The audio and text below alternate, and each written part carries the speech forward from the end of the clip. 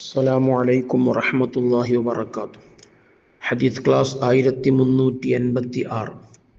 ബഹുമാനപ്പെട്ട ഇമാം തുർമുദി റളിയല്ലാഹു അൻഹു റിപ്പോർട്ട് ചെയ്യുന്ന ഹദീസ് അൻ അബ്ദുല്ലാഹി ഇബ്നു സർജിസ് അൽ മുസനി റളിയല്ലാഹു അൻഹു അവിടുത്തെ തൊട്ട് ഉദ്ധരിക്കുന്ന ഹദീസ് അന്ന നബിയ സ്വല്ലല്ലാഹു അലൈഹി വസല്ലമ ഖാൽ, നിശ്ചയം ഹബീബ് സ്വല്ലല്ലാഹു അലൈഹി വസല്ലമ തങ്ങൾ പറഞ്ഞിരിക്കുന്നു, അസ്സംതുൽ ഹസനു വത്തുഅദതു വൽഇഖ്തിസാദു ജുസ്ഉം മിൻ 24 ജുസ്അൻ മിനൻ നുബുവ്വ.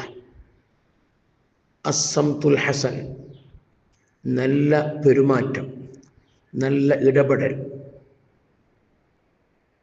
അതുപോലെ വത്തുഅദതു, സാവകാശം ചെയ്യുക, ഒന്നിലും ധൃതി കൂട്ടാതിരിക്കുക എന്നതും വൽഇഖ്തിസാദു, മിതത്വം പാലിക്കുക, ഏതൊരു വിഷയത്തിലും മിതത്വം പാലിക്കുക. ഈ മൂന്ന് വിശേഷണങ്ങൾ ജുസ്ഉം മിൻ 24 ജുസ്അൻ മിനൻ നുബുവ്വ, അത് നുബുവ്വത്തിൻ്റെ 24 ഭാഗമാണ്.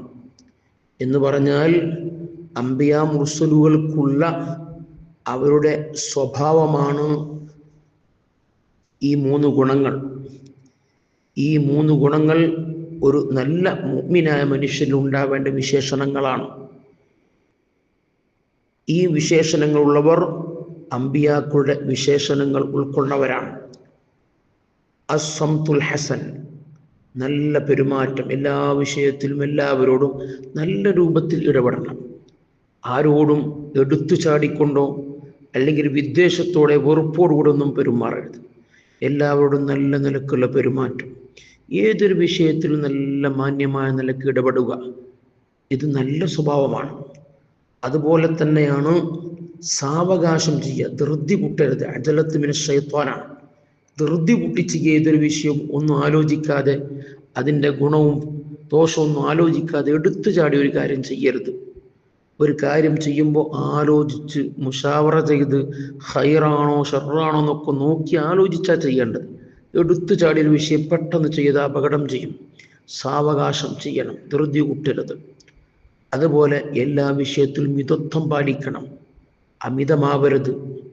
ഈ മൂന്ന് ഗുണങ്ങൾ നമ്മിൽ ഉണ്ടാവണം. നാം പരിശോധിക്കുക, ഇതെന്നിലുണ്ടോ ഇല്ലേ എന്ന് നാം ഓരോരുത്തരും പരിശോധിച്ച് ഈ ശീലങ്ങൾ നമ്മുടെ ജീവിതത്തിൽ നാം കൊണ്ടുവരണം, ആഡ് ചെയ്യണം. അല്ലാഹു തആല തൗഫീഖ് നൽകട്ടെ. ഇത്തരം നല്ല ഗുണങ്ങളുള്ളവരിൽ അല്ലാഹു നമ്മയൊക്കെ ഉൾപ്പെടുത്തട്ടെ. ആമീൻ യാ റബ്ബൽ ആലമീൻ.